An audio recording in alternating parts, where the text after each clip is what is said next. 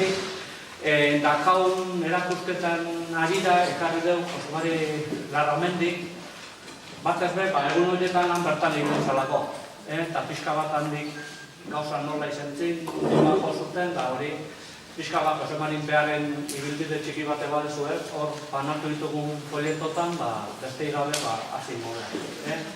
Buenas tardes, gracias por acercaros, sobre todo porque vamos a celebrar el Día Internacional de los Cursos por un lado, y por otro lado ha habido en la exposición de carteles originales de mayo del 68, le hemos traído a Jose Mari Larramendi, que bueno, pues nos pueda contar un poco de primera mano lo que le tocó vivir en su experiencia, vamos. Sin más, Jose Mari, cargas cortas, venga. Bai,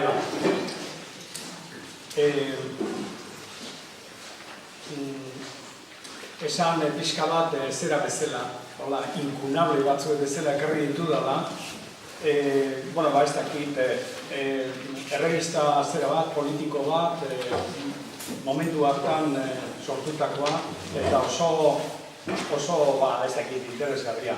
Gero, ez dakit, urte hartako nire unibertsitateko karneta, Seguridade Sozialeko zera. Gero, hildako estudianti bati egindako omenaldia, 17 urteko estudiante bati egindako omenaldia. Ez da 78koa, baizik 79an, neure karpetaren azalean idazten dituen izenak. Ez dakit, ze unibertsotan mugitzen ginen zeratzeko. Eta alako inkunable oso importante bat, 22 de marzo movimentuaren panfleto bat, idatzi bat, oso politikoa eta politizatua, nahi badezue ikusi, nik olako dokumentu asko dauzkat eta unibertsitateko apuntea. Evidentemente olako soporteak, dira elaborazio politikoak, baina oso pragmatikoak. Zergatik, alde batetikan, zita bat, ze ordutan, zein anfiteatrotan alkartu behartzen, atzekaldean koktel bat nola egin leiken, eta baita ere internazionalaren letra, oso. Esan edo, dolako dokumentoak oso importanteak ziren, ze momentu batean, zerarik gabe, telefonorik gabe, agirik gabe, gelditu zen guztia, eta komunikazioa batez ere ahoz eta olako dokumentuen bidez egiten zen.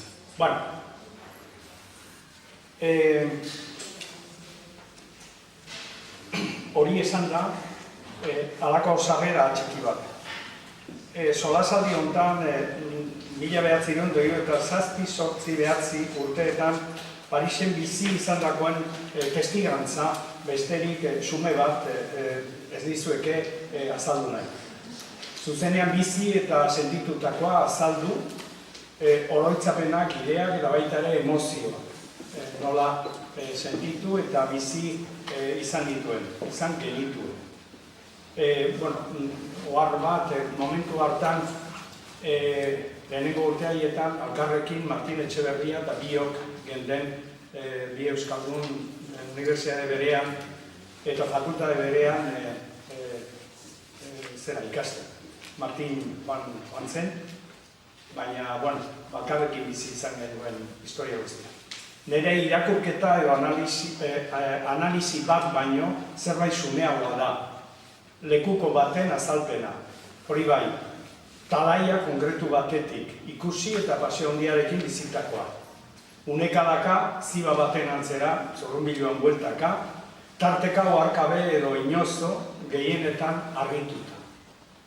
En esta conferencia solo pretendo compartir las vivencias de un joven euskaldun que había decidido estudiar filosofía y antropología en la Universidad de París. Decisión que yo tomé el año 1966 y en otoño me marché para allá. ¿Por qué había elegido Nanterre? Porque allí enseñaban los sociólogos Henri Lefebvre y Alain Touraine y sobre todo el gran filósofo Paul Ricoeur, que a la sazón era el decano de la facultad en la que me inscribí. No trato de convencer a nadie de nada. cada uno con la información con la que cuenta y su propia capacidad de análisis hará su propia interpretación. De todas maneras, espero que resulte útil. Como sabéis, la historia se escribe en base a recuerdos y olvidos. Olvidos que a veces son voluntarios y otras veces involuntarios. En esta sala del Fotomuseum es un privilegio poder hacerlo hoy, esta tarde, rodeados de carteles originales que son parte de la vida, de la creatividad, la destreza y la originalidad de aquellos días. Serigrafías a un color, las manchas, trazos, dibujos, siempre rotundos. Contemplarlos es un privilegio. Solo faltaría olerlos para transportarnos al barrio latino de 1968. Bueno, pretendo hacer la exposición con dos partes. Una muy descriptiva, pero resumida. Bueno, porque eso lo podéis encontrar en cualquier lado. De todas maneras, viene bien, bueno, pues empezar a crear un marco mental para situar los temas y las afirmaciones y las propuestas y algunas hipótesis que luego vamos a manejar. Bueno, cuando escribí estas notas he recordado el grito rebelde de Michael Stipe, cantante del grupo de rock alternativo REM, que como sabéis era un americano, que en 1980 escribió "It's the end of the world as we know it, and I feel fine".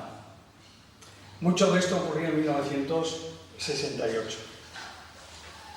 1968 fue un año muy decisivo. No sabemos muy bien por qué, por los acontecimientos políticos cruciales y críticos que ocurrieron en diversas partes del mundo. Leo algunos hitos que me parecen bastante relevantes. 4 de abril, Luther King es asesinado en Memphis. 18 de mayo, concierto de Raimón en la Complutense. 6 de junio, Robert Kennedy asesinado en Los Ángeles. 7 de junio, el primer atentado de ETA, un guardia civil asesinado. 23 y 30 de junio, el gaullismo gana las elecciones, después de todos los acontecimientos de mayo, las elecciones legislativas, la izquierda retrocede. 25 de julio, Pablo VI publica La Humana Vitae, que condena el uso de los anticonceptivos, y empieza la crisis posconciliar. 20 de agosto, el ejército soviético invade Checoslovaquia. 28 de agosto, gran manifestación en Chicago contra la guerra del Vietnam. Contra el compromiso de los americanos en la guerra del Vietnam. 2 de octubre, el ejército dispara contra 10.000 estudiantes en la Ciudad de México. Es lo que se conoce como la matanza de Tlatelolco, hoy la Plaza de las Culturas. 12 y 17 de octubre, Juegos Olímpicos de México, donde 2 atletas negros, en primer lugar, luego uno tercero, hacen el saludo del Black Power. 5 de noviembre, el republicano Richard Nixon es elegido presidente de los Estados Unidos. Estamos en ese momento. Bueno, contexto. Yo me inscribí como alumno de Letras y Ciencias Humanas en París 10, Nanterre, en otoño de 1966, compañero de curso de Daniel Cohn-Bendit y Alain Krivine, entre otros. Pero también trabajaba en el Collège Passy-Bucerval, donde vivían y estudiaban más de 3.000 alumnos de la alta burguesía parisina. Americana y corbata eran obligatorios y el trato rigurosamente de usted obligatorio en cualquier relación con los alumnos. Me recordaba cuando me enseñaron a andar con 10 años sobre una línea derecha para servir los desayunos a los clientes en un hotel en el que empecé a trabajar. Cuando al tercer año a Martín Echeverría no le renovaron el contrato, apareció el cinismo absoluto del director, era un fraile. Ne vous en faites pas, on vous laissera jamais tomber sur le pavé. no se preocupe usted, nunca le dejaremos tirado en la calle. Pero simplemente no le renuevan el contrato. Este colegio estaba situado al oeste de París, en un amplio bosque a escasos 2 kilómetros de la popular ciudad de Rueil-Malmaison, vecina de Nanterre, contigua. Nanterre, que por cierto, la estación se llama, y era el único nombre que en aquel momento había, es Nanterre-la-Folie, en la que se había abierto una nueva universidad. ¿Y cómo era esa universidad?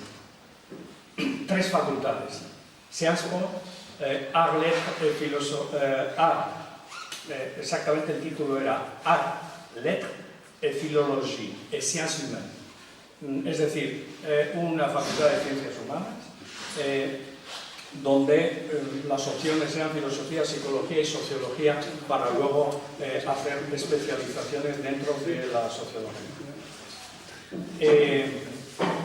Se había inaugurado unos poquitos años antes, en el año 1963.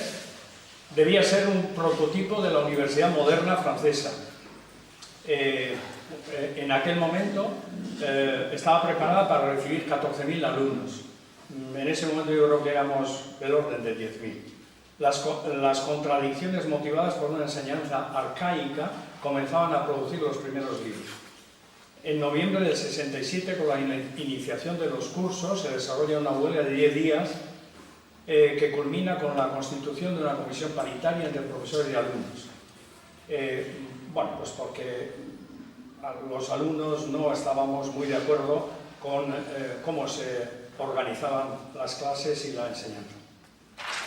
El 22 de marzo, que fue anunciado en todos los relojes de la facultad con un rotulador en el minuto 22, y nadie sabíamos lo que era, fue una campaña publicitaria extraordinaria. Simplemente era una organización que exigía la libertad de la expresión política dentro de la facultad.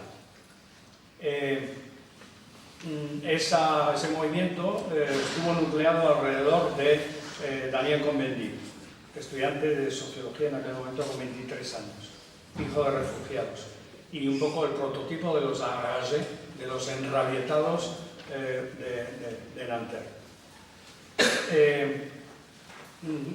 Pedíamos un espacio de diálogo y de discusión. Al final nos concedieron un anfiteatro al que le pusieron el nombre de Che Guevara. Daniel Cohn-Bendit declara unos años más tarde y verbaliza, vamos, sin pudor: nuestro objetivo inmediato es la politización de la universidad. La universidad concebida, bueno, pues como instrumento de, digamos, de opresión y de manipulación de la sociedad, donde salían los expertos en esa tarea. Y él dice también, un poquito más adelante: ahora queremos hacer de esta universidad un bastión, sobre todo un bastión contra Occidente. Occidente fue un movimiento fascista de estudiantes que nació bueno, pues en contra de los primeros movimientos en los albores de enero de 1968. Entonces, por resumir, es al sistema en conjunto al que atacamos en nuestras reivindicaciones. Es así. Teníamos un cuadro de profesores impresionante, bueno, en esta facultad. Lyotard, Lévinas, Jolivet, Duméry, Kaufmann, Paul Ricoeur, Michel Foucault, Merleau-Ponty, Henri Lefebvre, Edgar Morin, etc. En la facultad, en París 7, estaba Jacques Poulantzas, que bueno, era un aire fresco también en el mundo del pensamiento. En la Universidad del Instituto Católico trabajaba Pierre Vilar, el mejor historiador de la Guerra Civil Española. En el Collège de France, Lévi-Strauss, cuando volvía de sus investigaciones, solía hacer unos cursos abiertos a los que yo acudía con alguna frecuencia. Alain Touraine era profesor de la Escuela Práctica de Altos Estudios, l'École Pratique d'Hautes Études. O sea, como veis, a cualquiera que os habéis acercado a estos temas cercanos al pensamiento, a la sociología, os sonarán muchos de estos nombres. Cronología de los acontecimientos. Es muy larga, pero no me voy a parar. Pero sí voy a subrayar que mayo 68 empezó exactamente el 8 de enero. Porque el 8 de enero se hizo la inauguración de la piscina en el campus de Nanterre, inauguración que la hizo el François Missoff, que era ministro de la Juventud y Deportes. Vino a inaugurar la piscina y, bueno, como ya había un malestar bastante grande en la residencia de estudiantes, a la hija del ministro la echaron a la piscina delante de su padre. Unos días más tarde, el 26 de enero, empiezan algunos movimientos violentos y un follón pues, en varios lugares, en Cannes, y allí al lado en Nanterre también. Empiezan los enfrentamientos, es decir, se crean los movimientos, los comités Vietnam, es decir, en favor del Vietcong, y en contra de este movimiento fascista estudiantil occidente.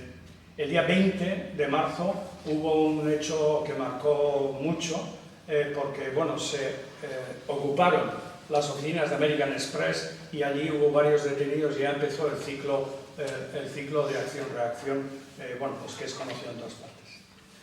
El 25 de abril, fundamentalmente los comunistas, los del Partido Comunista, intentan acercarse y hacerse los simpáticos. Pierre Janquin vino a la facultad y bueno, pues tuvo que salir por ciertas. Y luego ya, bueno, pues toda la dinámica de un partido comunista y de un partido socialista que no se enteraban de la fiesta y que hacían unas afirmaciones de a ver si encuentro alguna frase así muy, muy representativa.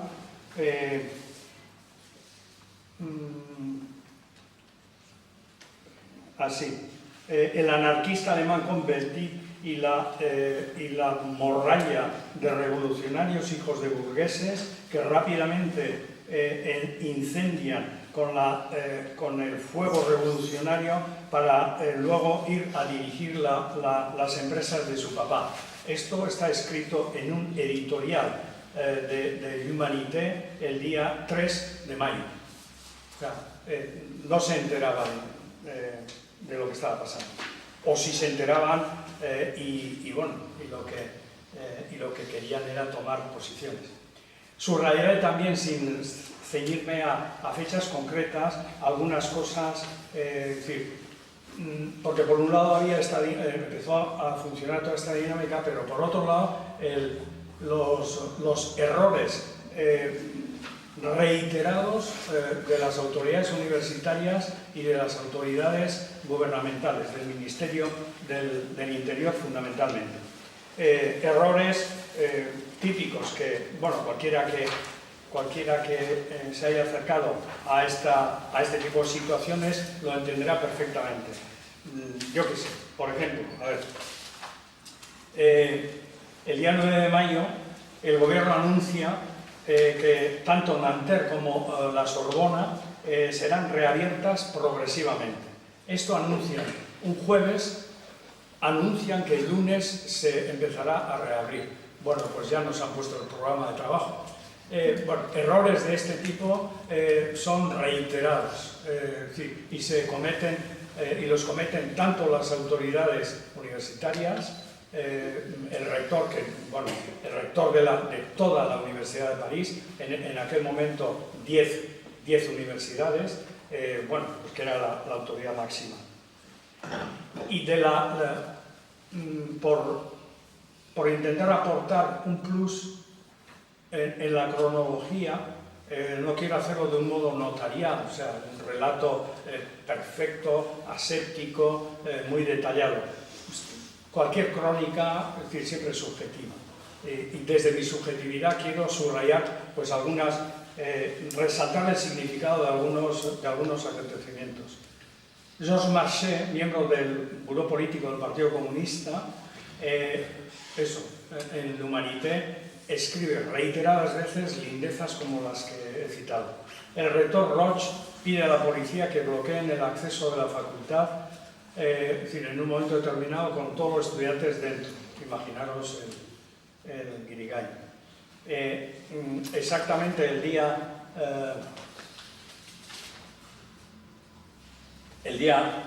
3, a las 5 menos cuarto, el rector solicita la intervención formal de la policía en la universidad. Eso hoy hasta nos suena hasta casi normal, porque aquí en el Estado pues ya ha ocurrido varias veces. Pero eso en aquel momento y en una institución como la Universidad Francesa fue una verdadera barbaridad. Son detenidos 527 estudiantes, es decir, nada de 12, o sea, 527, o sea, todos al saco. Lo cual, imaginaros en esa dinámica que ya empieza a funcionar de acción-reacción. Y todo esto va produciendo una reacción de la opinión pública que es de simpatía, simplemente, en contra de las fuerzas policiales, es decir, bueno, pues que están reprimiendo un movimiento que nadie lo entendíamos, pero bueno, lo que sí entendíamos era la matraca, pues eso, ¿no?, de los CRSS, ¿no?, es decir, de ese cartel negro que está ahí en medio. Bueno, en un momento determinado el Partido Comunista se da cuenta, bueno, pues que está metiendo la pata, y el 8 de mayo hace una editorial en la que por primera vez acusa al gobierno contra los errores que están cometiendo. Intentan subirse al carro. Para entonces, bueno, pues digamos, la dinámica tanto en la universidad como en las primeras relaciones con los movimientos obreros, que luego comentaremos cómo se relacionaron, bueno, pues ya estaban en marcha. El día 10 de mayo fue lo que se conoce como esta fue la semana del 3 al 12 de mayo, fue lo que se conoce como la semana más importante, que algunos le llaman la semana maravillosa y otros la semana trágica. Bueno, ya estaban las barricadas, de verdad, era algo impresionante. O sea, uno iba por el Boulevard Saint-Michel, allí en un momento determinado la policía dice que hay 200 coches incendiados y todos los adoquines de la calle, bueno, pues levantados. O sea, de verdad era impresionante. Eso se veía al amanecer, pero en la noche era algo, imaginaros, o sea, era algo bastante impresionante.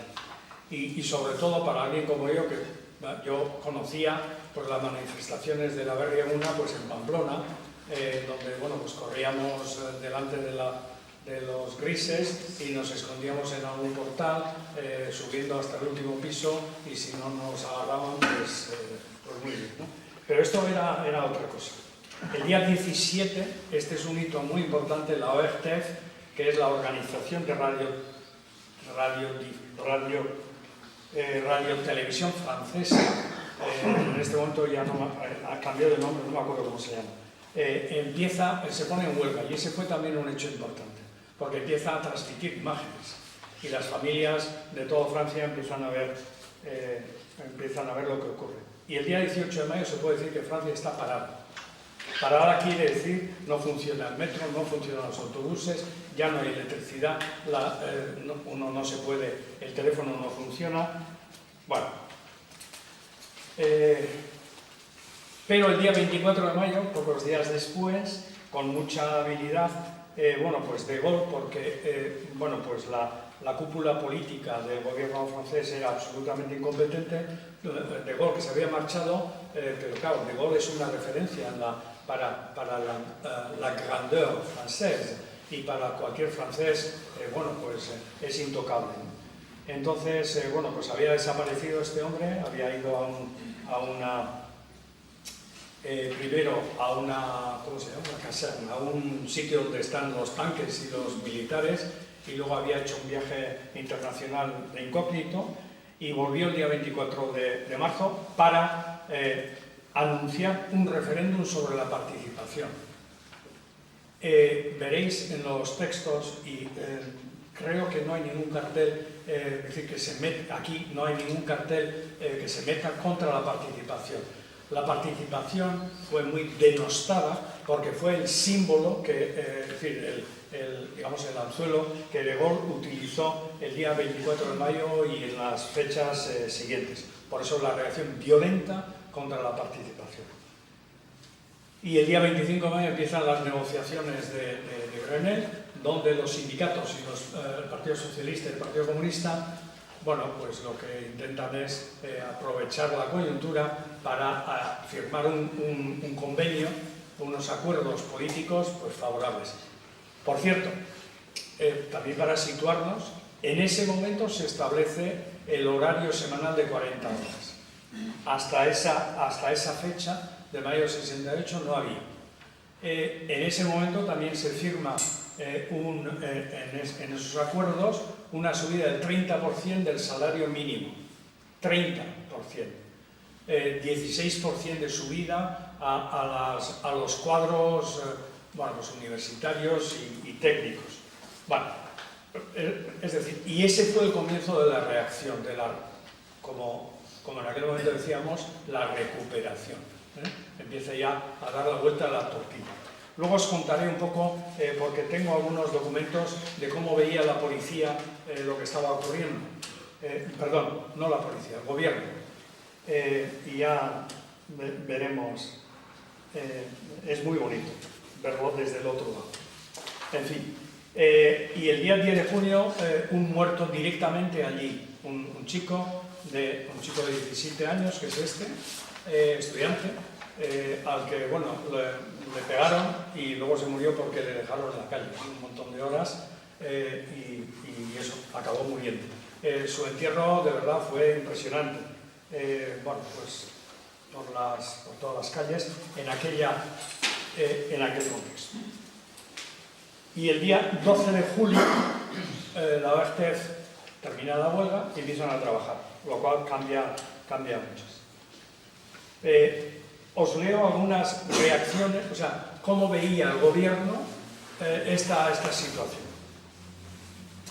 En el Elíseo dicen, ni aquí ni en ninguna parte nadie vio lo que venía en mayo del 68. Lo dice el gobierno, no lo dicen los estudiantes. Por primera vez el asesor principal del gobierno, Foccart, va a consultar a De Gaulle. Y él confiesa que es la única vez que le ha visto a De Gaulle perder la inteligencia, leo la frase directa, perder la inteligencia y el control de la situación. Y que ya la situación en la que se encuentra De Gaulle no se puede ocultar, es decir, que está absolutamente, ido. Todo el mundo, y ellos lo dicen directamente, todos sabíamos que era necesario que se produjera algo así por la evolución de la coyuntura, pero que de hecho, cuando empieza a ocurrir, a todos nos sorprende y nos supera. Son frases y posiciones de ese tipo. Ante esto, ¿qué hace el gobierno? Lo que hace es poner en marcha un movimiento, es decir, bueno, pues porque no había ninguna estructura política que reaccionara. Es como si Francia también el gobierno se hubiera puesto en huelga. O sea, era una situación sorprendente. O sea, no había ninguna reacción de ningún tipo.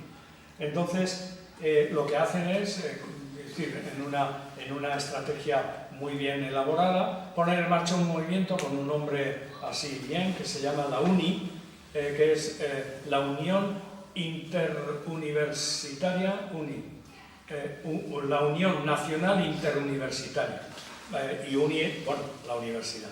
Entonces era un movimiento que no tenía nada detrás, era un cascarón, pero era la manera de presentarse, estar en los lugares y a cada momento emitían una nota de prensa sobre cualquier cosa, evidentemente justo en oposición a todo lo que venía ocurriendo. Y ese fue el comienzo de una reacción organizada por parte del gobierno.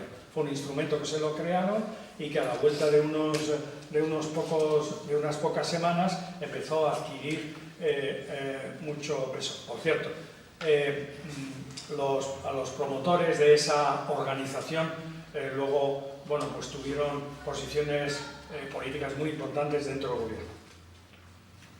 La mirada de un euskaldun, o sea, allí, en aquel momento, ¿no? Yo era un joven recién llegado de Deva y vivía en un colegio, en Passy-Buzenval. Ya llevaba allí durante algún tiempo. Allí estuve trabajando y viviendo durante 3 años. Luego fui a vivir a la calle, a la rue Saint-Martin, paralela al Boulevard Sebastopol, que era una zona de unos pocos emigrantes en aquel momento. En este momento está lleno de migrantes, y una zona de prostitución. Si algún día vais a París, pasar por la parte alta de Sebastopol a pie, merece la pena para entender cómo es Francia hoy. Está toda llena de peluquerías, que es el indicador perfecto de la presencia de los emigrantes, tanto africanos como, bueno, pues porque en su distribución de la economía propia dedican al mantenimiento del cuerpo, dedican pues prácticamente el doble que nosotros. Boulevard Sebastopol, a partir del número 80 100, está lleno de peluquerías.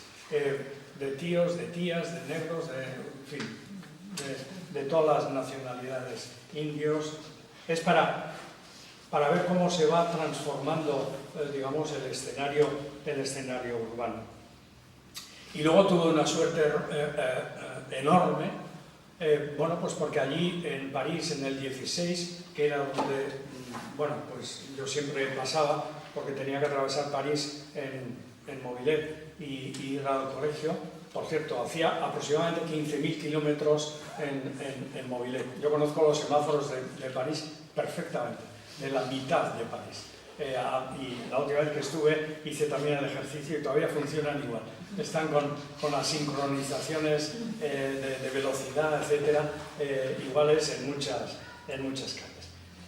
Y luego, y en el 16 vivía Constantina, la madre de los Landaulos. Que me daba de cenar en muchas ocasiones. Yo era muy amigo de John, bueno, pues porque él estaba trabajando como etnolingüista y, bueno, pues solíamos tener muchas tertulias. Y acabamos viviendo juntos en un apartamento de una cooperativa de enseñantes, y aquello era paraíso. Yo trabajaba muy pocas horas, ya en ese momento tenía un título que me permitía dar clases en el instituto, y daba clases en el instituto de Suresnes, trabajaba 11 horas a la semana y era, vamos, y viviendo en esa casa ya cambiaron las circunstancias completamente. Bueno, las cosas que me llamaban la atención, o sea, por hacerlo de una manera resumida, Iraultza espektakulo bihurtuta alde batetik, espektakuloa. Baina espektakulo espektakularra, gauza bien. Herririk gabeko herritartasuna. A mí me llamaba muchísimo la atención el concepto pueblo, allí no funcionaba, no existía. Solamente en algún texto literario. Herririk, eta alguien que va de Euskadi allí, dice, ¿y esto qué es? ¿No? O sea, la palabra que se utilizaba es la société. Otra cosa que me llamaba mucho la atención era el obrerismo. Había un obrerismo exacerbado. Y como dice Sartre, cuando se habla de obreros del mundo, de los trabajadores del mundo de la universidad y los obreros, es que algo hay de mala conciencia. Eso lo solía decir Jean-Paul Sartre. Y por último, me llamaba la atención, a pesar de todo, lo ordenado, prudente, que era la reacción de la policía. Porque a pesar de estar enfrente de sus narices, no se movían y permanecían impávidos hasta que recibían la orden, y en aquel momento sí que era tremendo, pero eso me llamaba la atención, o sea, porque, no sé, aquí yo veía que las reacciones de los grises eran distintas, o sea, y, pues, bueno, es algo cosas que me llamaban la atención.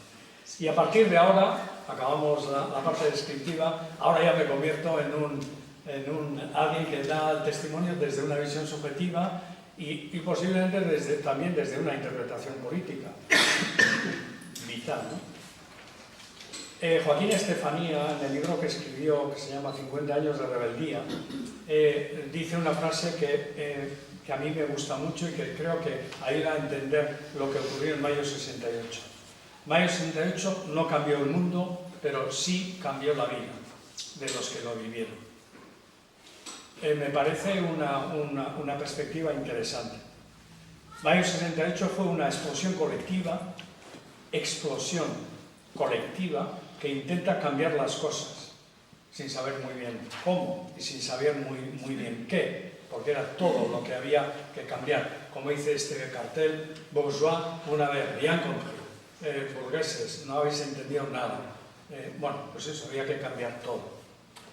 De todas maneras, es decir, y visto con perspectiva histórica y con rigor, se puede afirmar que fue el primer acontecimiento de carácter global, porque mayo 68 se vivió en todo el mundo, con algunos ecos en algunos sitios, en otros solamente de modo informativo, pero fue el primer hecho situados en aquel momento. Es decir, Internet no existe, los medios de comunicación funcionan con una capacidad de reacción mucho más lenta, etc., ¿no?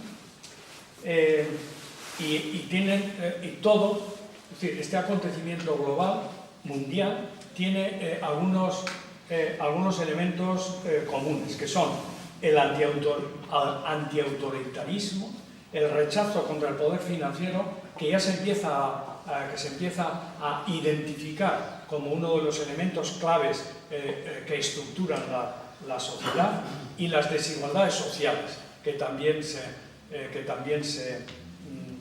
estudian. Por ejemplo, nosotros en psicología genética hacíamos algunos experimentos con chavales, es decir, proyectando imágenes, pues un segundo, medio segundo, 0,3 de segundo, y pidiéndoles que escribieran lo que habían visto.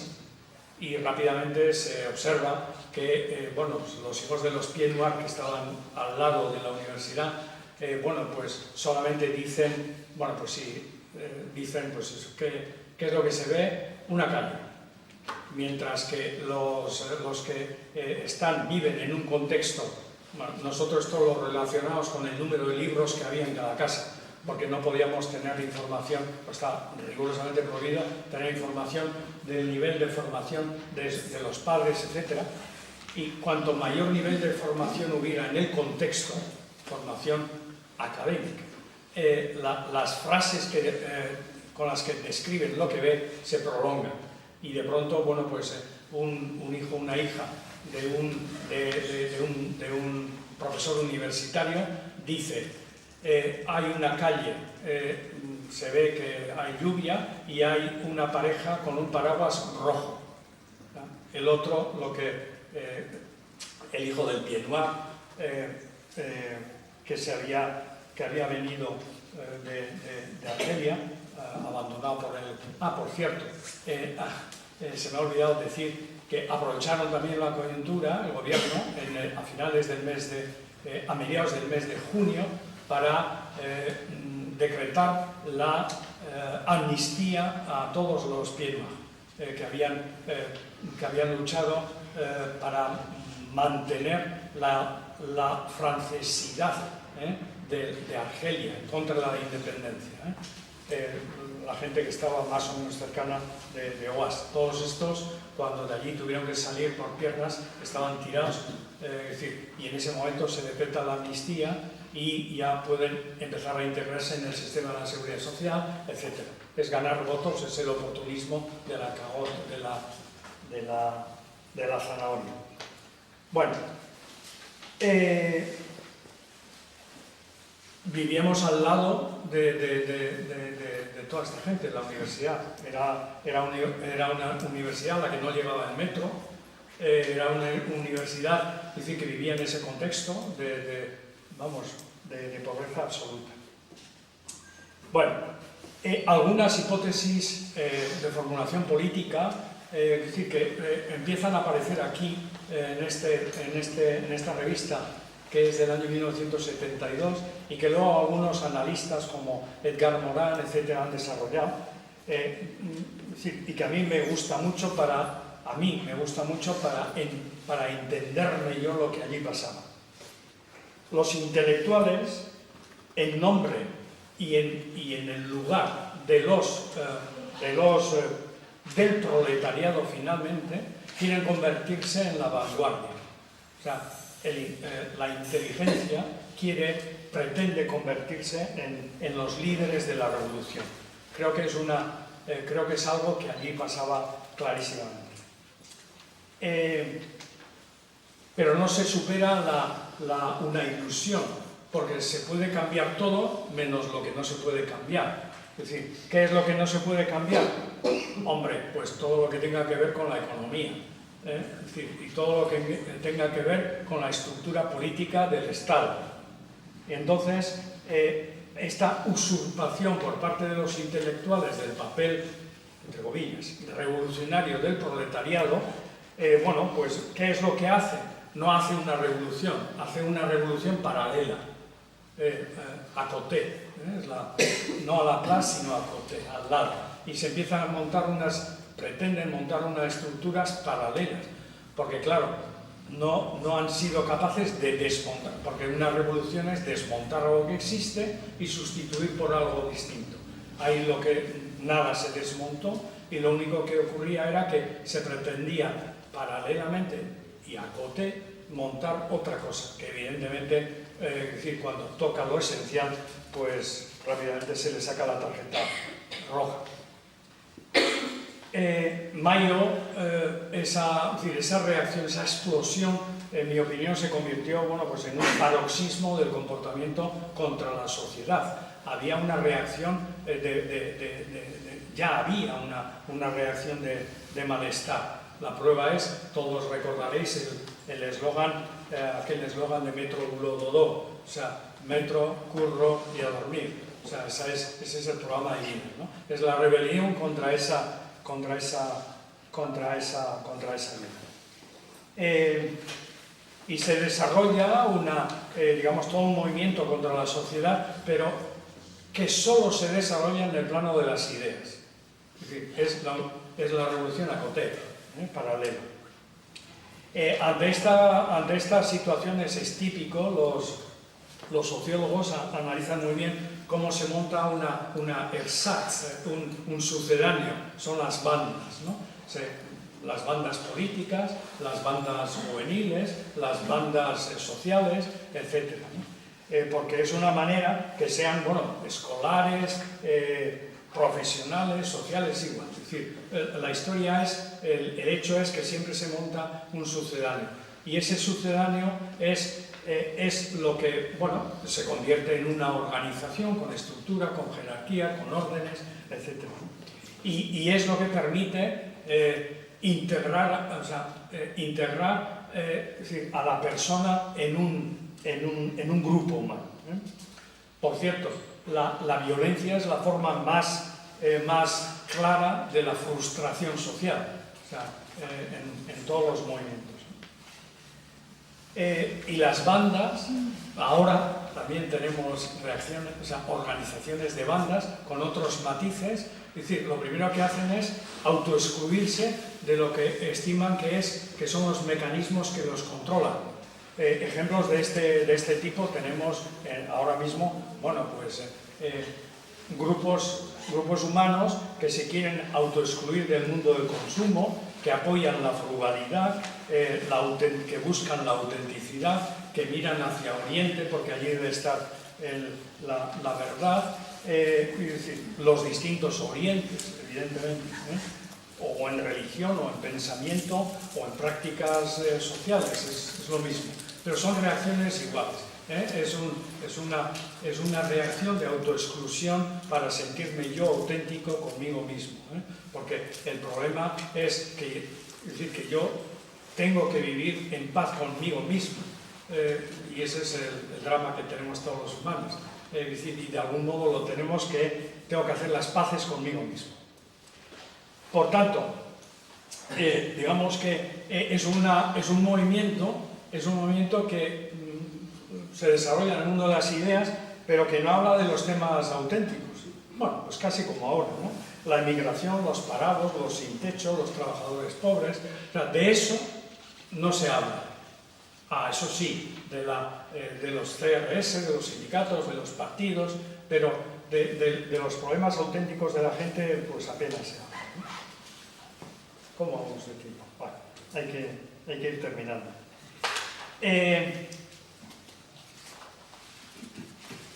De los eslogan de mayo, leo algunos, algunos que a mí me gustan. Viva la comunicación, abajo la telecomunicación, eso estaba escrito en el Odeón. La acción no debe ser una reacción, sino una creación, eso estaba escrito en Saint-Cyr, el edificio junto a la Sorbona que ocupamos. No es una revolución, majestad, es una mutación. Es una frase que estaba escrita en un pasillo de nuestra facultad.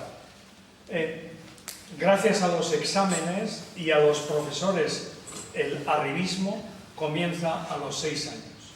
Eso estaba escrito en la Sorbona. Bueno, a ver, alguna otra bonita. No me liberen, me basto a mí mismo. Estaba escrito también en Nanterre. Otra, esta estaba en la Sorbona, la vida está más allá. Poesía, libertad, amor aparecen en muchas. Una que me hace mucha gracia y que es preciosa, sabéis que ocupamos el Odeón, como anécdota diré que yo pasé toda una noche en el Teatro del Odeón discutiendo ventajas e inconvenientes de equipar las viviendas con una lavadora industrial para todos, o había que permitir que cada casa comprara una lavadora. Ventajas e inconvenientes desde el punto de vista de eficiencia, de impacto en el trabajo. Bueno, imaginaos. En ese contexto, y allí mismo, había un eslogan que decía: desabrochen el cerebro tan a menudo como la bragueta. Bueno, hago referencia a algunos líderes simplemente por recordarlos. O sea, Daniel Cohn-Bendit, no os hablo de él, yo le suelo llamar, él además nunca ha dicho que él ha sido revolucionario, que por cierto, pues fue teniente de alcalde primero y luego, como sabéis, diputado entre comillas verde. Yo le llamo el agitador, no fue un líder, fue un líder agitador, no un líder político. Jacques Sauvageau, este era el hombre coherente, huyó del mundo de la política. Este fue el impulsor, mira, no he traído el carnet del sindicato de universitarios UNEF, en la que yo estaba también apuntado. Había que apuntarse porque aquello permitía precios distintos en el restaurante universitario. La UNEF es la que creó la FNAC, y yo fui socio de la FNAC al comienzo. Luego, evidentemente, nos echaron porque lo que habíamos puesto de dinero en la UNEF era una miseria. Bueno, Jacques Sauvageau era un hombre muy coherente. Siguió trabajando hasta el final, y decía que lo importante fue el desarrollo de un movimiento generalizado en la universidad, en las empresas, en los barrios y en los campos. Tan fue importante que si no, hoy no hablaríamos de ello. Alain Krivine, este es el político. Ha hecho una carrera, fue consejero de la editorial Hachette, en fin, el político. Serge July, este es el periodista. Desde el instituto le echaban, o sea, creaba una revista, un panfleto, y lo echaban, siempre estaba descontento. Eso en el instituto, luego en la facultad, juntamente con Jean-Paul Sartre creó, la Cause du Peuple, etc. Henri Weber, este es el trosco perfecto, trotskista perfecto. Se hizo amigo de Sartre y creó su propia revista, porque, claro, es decir, Sauvageot dice que él se marchó de la política por el eterno debate y la fragmentación de la izquierda. Él, cuando se le pregunta por qué, bueno, es lo que dice. Y Henri Weber explica perfectamente. Este creó su revista, Rouge, y como en Rouge tampoco pudo hacer mucha carrera, luego creó la revista Critique Communiste. O sea, este es el periodista perfecto. Gilles Total es este chico de 17 años, esta es la víctima. Hay otros 3 muertos, pero bueno. Jean-Paul Sartre es el pensador, jugó un papel importante. Alain Touraine fue el sociólogo. Bueno, pues porque hizo unos análisis importantes. Glucksmann, que era un compañero de esa misma, no era compañero nuestro en París 10, sino en París 1, en la Sorbona, este acabó apoyando la candidatura de Nicolas Sarkozy. Cosas de la vida.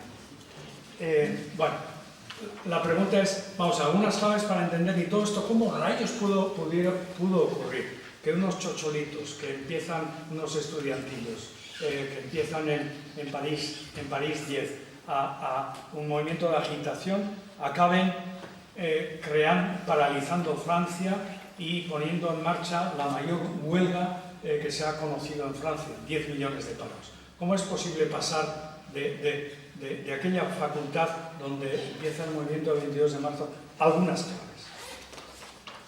Decir que en este análisis a mí me gusta mucho el análisis que hace Edgar Morin, como sociólogo.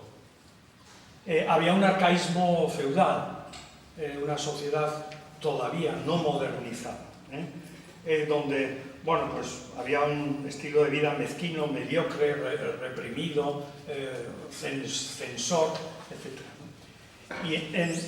Y lo que ocurre es que rápidamente ya empieza en la propia facultad, es decir, y luego en la facultad de filología, los de economía, esos siempre van más tarde. Es decir, esos no se metieron en esta dinámica más que cuando ya el tema iba muy adelantado. Empezó a haber un proceso de politización de la gente que no estaba politizada. Y este es un elemento que acabará en la comuna universitaria. Es decir, pero ¿cómo se puede politizar un joven de 20, 25 años? Es decir, ese es un elemento clave, porque cuando se politizan empiezan a tener un discurso distinto. Y este es un elemento que claro, luego tiene un efecto multiplicador. Este es un elemento importante y eso, cuando se institucionaliza, entre comillas, se convierte en la comuna universitaria, la comuna de los que es ya prácticamente una clave. Otra clave es, de la que no se habla, es la comuna juvenil. Es decir, aquí hay en la estructura de la sociedad francesa en ese momento era clave la juventud. De hecho, no son ni los militantes del movimiento Marzo 22 ni los sindicatos los que consiguen poner en marcha las huelgas de las empresas. No es verdad. Los que consiguen poner en marcha son jóvenes estudiantes que hablan con jóvenes trabajadores, hijos de sindicalistas, para convencerles que es decir, sus padres y sus jefes les están controlando y dominando y que hay que rebelarse contra las estructuras establecidas. El canal de unión es la clase, o sea, no la clase obrera, sino la clase, como alguien dice, biológica, es la juventud. Jóvenes con jóvenes empalman, se unen y ponen en marcha pues, un proceso. Es una revolución bueno, vamos a ver. respecto a los conceptos, nunca nadie de los que ha estado en mayo 68 ha hablado de revolución. Nunca nadie. Todos, y menos de otros conceptos, como aquí a algunos periodistas les gusta mucho, la revuelta, en fin, palabras de ese tipo. El concepto que se utilizaba y que ayuda también a entender es événement, es el acontecimiento. Son los acontecimientos de Francia, los acontecimientos de París, los acontecimientos de mayo 68. Porque el acontecimiento no es una revolución, es un hecho que ocurre y que tiene su propia dinámica y que absorbe a las personas y que viven una experiencia vital que es muy potente, que crea lazos humanos muy potentes también. Todos hemos tenido experiencias de vivir algún acontecimiento, algo que ha sido, yo qué sé, pues un concierto, contemplar juntos un amanecer. O sea, es otra dimensión. Y luego lo que se produce es un fenómeno de resonancia, en la que la ORTF, que está por ahí, hay dos carteles aquí, es decir, que jugó un papel muy fuerte. Otra clave es la desacralización de todo. La desacralización más terrible es que encima del Arco del Triunfo se pongan banderas rojas y negras. Aquello es el monumento más institucional de Francia. Es el monumento al soldado desconocido, con la llama permanente, donde se ponen las coronas de los políticos. Pues anda ya.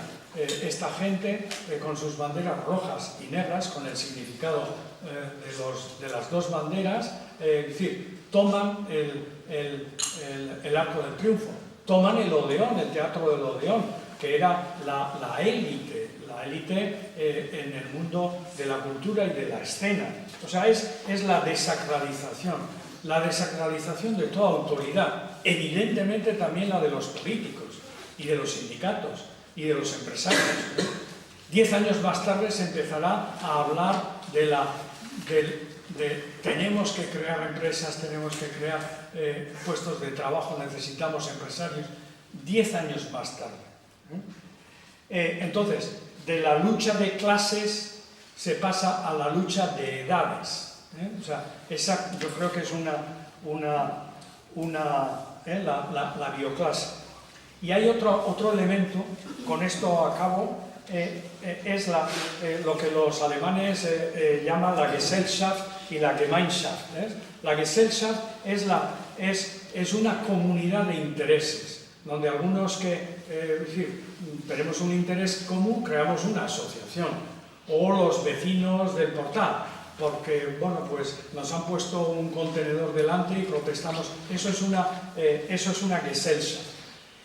Y Francia en aquel momento está gobernado por un consejo de administración, no por políticos. Era una Gesellschaft, no era una comunidad, no era una Gemeinschaft, no era una comunidad integrada. Es una comunidad completada por elementos distintos. O sea, ese es, en mi opinión, también otro elemento que ayuda a entender por qué tan rápidamente y por qué se produce una dimisión de los políticos. Es que los políticos eran miembros de la Gesellschaft, eran los administradores del interés común y no de lo común de la sociedad, de una sociedad integrada. Bueno, y termino con una confesión personal.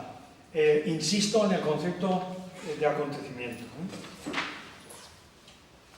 La mayor virtualidad es que ocurrió, como dice Alain Krivine. Y yo creo que mayo 68 nos ayuda a pensar mayo 2018. Es decir, en mi opinión, esto es una opinión muy personal, es decir, tienen algo de común. Mayo 68 nos enseñó que las energías sociales necesarias para que aparezcan nuevos movimientos potentes están dentro, no es algo preexistente. No es un líder que está fuera y que es el que dirige, sino que las fuerzas surgen en la propia dinámica del acontecimiento. Es decir, esa es una lección importante. Como os decía, a mí me parece que esa afirmación de que no habremos cambiado el mundo, pero sí la vida, me parece que es una afirmación de enorme fuerza. Desde luego, desde el testimonio personal puedo decir que en mi caso personal es así.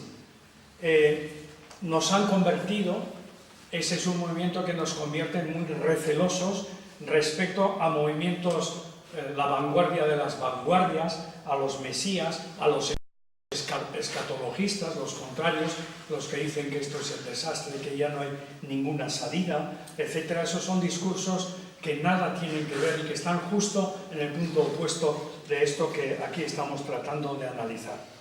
¿Cómo surgió el movimiento del 15 de marzo? ¿Cuáles fueron las causas que lo posibilitaron? ¿Cuál era el proyecto?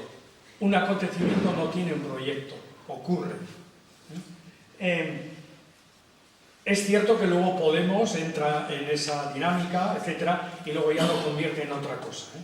¿Quiénes fueron los líderes de la huelga feminista del 8 de marzo de este año? ¿Por qué se produce este año? ¿Cuál era el proyecto y cuál es el fin último? ¿Qué proyecto hay? ¿Con qué escenario? ¿Cuál es el objetivo final? ¿Quién impulsa el movimiento en favor de las pensiones dignas? ¿Cómo se coordinan los distintos movimientos en la geografía del Estado? ¿Ha habido coordinación? ¿Simplemente coincidencia? ¿Cómo se han situado y se sitúan las fuerzas institucionales ante cualquier movimiento, ante cualquier acontecimiento de estas características? Tienen en común una protesta radical contra una imposición de forma de vida, un rechazo visceral de los valores de la sociedad que viven, y es la exigencia de un mundo diferente. Es eso. Eso no cambia el mundo, es verdad que no, pero es eso. También hemos aprendido que la juventud es y ejerce como un sujeto social y político. Y eso es algo que en esta sociedad, en la nuestra de hoy, empieza a ocurrir y ocurrirá en algún momento con mucha fuerza. La subjetividad política de la juventud. También se configura una nueva relación entre vida y política. Y cuando los ciudadanos, cuando vemos que la política y la vida no están unidos, rechazamos la política. Cuando le preguntaron a Jean-Paul Sartre cuál había sido el principal logro de mayo 68, respondió con una sola palabra y dijo, moi, yo. La construcción de una subjetividad insumisa contra una sociedad. Y si queremos decirlo con palabras así más universitarias y más pomposas, es la voladura de la sustancialidad sierva. Es decir, es esa rebelión. Bueno, pero mayo 68 sigue vivo, aunque muchos se empeñen en minimizarlo o canten su defunción. Es extraño que se pidan cuentas a mayo 68, ¿no? ¿Pero qué ha dejado mayo 68? Es decir, pregúntales a ellos, o sea, no te hagas la pregunta tú. Pero mayo 68 sigue vivo, porque cambió la vida y aprendimos cómo se transforma un sentimiento y una percepción de la sociedad. Aunque el cambio de la sociedad nunca se acaba, porque en cada momento sus protagonistas tienen que tomarlo en mano y hacer los cambios que les parezca oportunos. Eskerrik asko.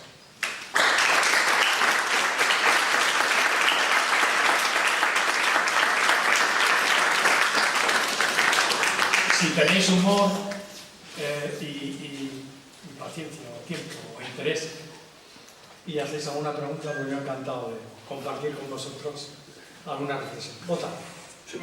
Ha dicho que uno de los líderes de o personas importantes de este movimiento, de este acontecimiento, que ha sido o ha participado con Sarkozy.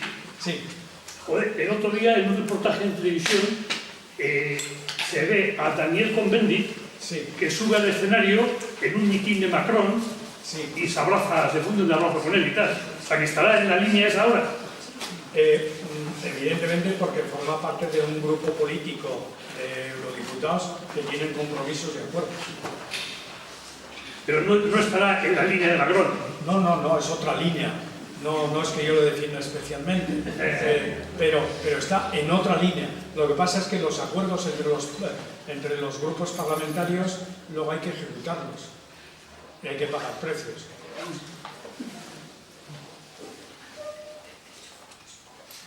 Guillo. Bueno, eso es lo que yo pienso. Yo ni conozco el Parlamento Europeo, ni he estado nunca en la política, en fin. Pero a Daniel Cohn-Bendit sí le conozco. Está gordito, por cierto.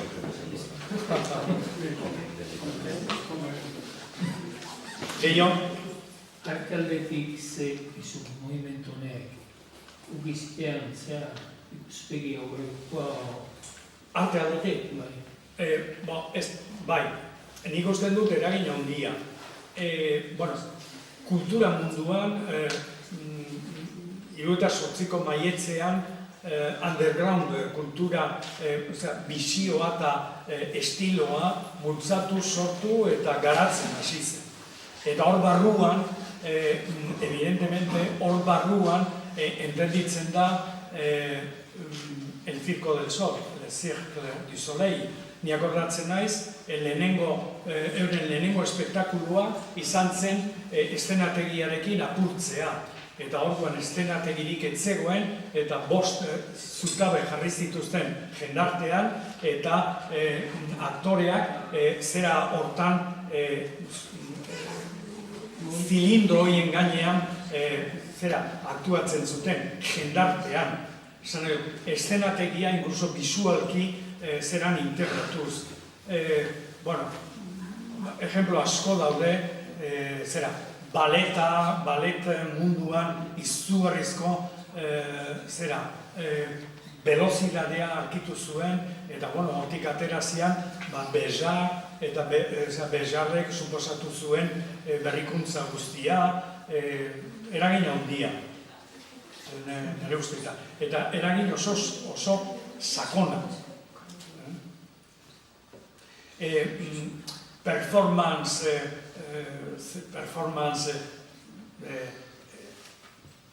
gertakizunak, hori ere evenman da, hasten da, bukatzen da, hartzen du bere garrantzia, eta hasten da integratzen hainbeste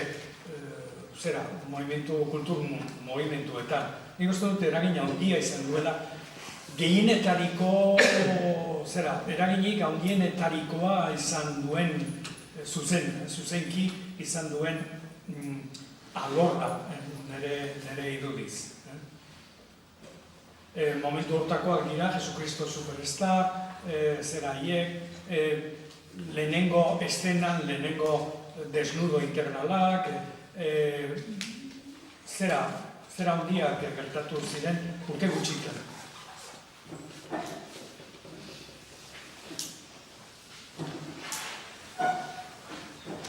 Bai? Eskerrik asko.